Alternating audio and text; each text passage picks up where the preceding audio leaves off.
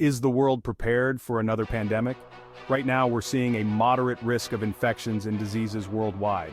There's Mpox, dengue fever, cholera, and even polio making a comeback in some areas. These outbreaks are partly due to climate change, which is shifting weather patterns and creating new breeding grounds for dangerous pathogens. And let's not forget the geopolitical conflicts and humanitarian crises that are making it even harder to address these health challenges effectively. Despite everything we learned from the COVID-19 pandemic, there's a noticeable lack of urgency in tackling these emerging threats. You'd think that after a global crisis, we'd be more prepared.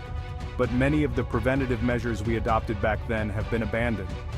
Basic things like mask wearing and social distancing are no longer prioritized, leaving us vulnerable to future outbreaks. Take Mpox, for example.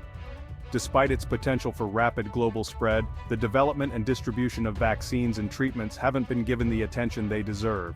This highlights a bigger issue. Our global response to emerging health threats is still reactive rather than proactive. Did you know that around 4.5 billion people worldwide lack access to essential healthcare services?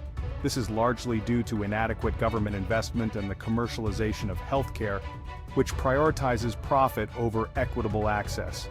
As a result, millions of people can't afford even basic medical care, widening the health gap even further.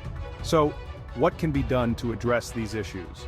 For starters, governments need to prioritize healthcare investments to ensure that essential services are accessible and affordable for everyone.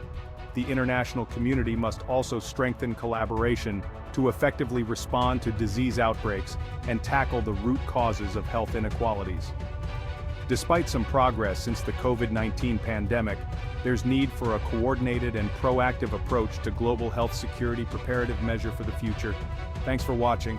Please like and share our videos.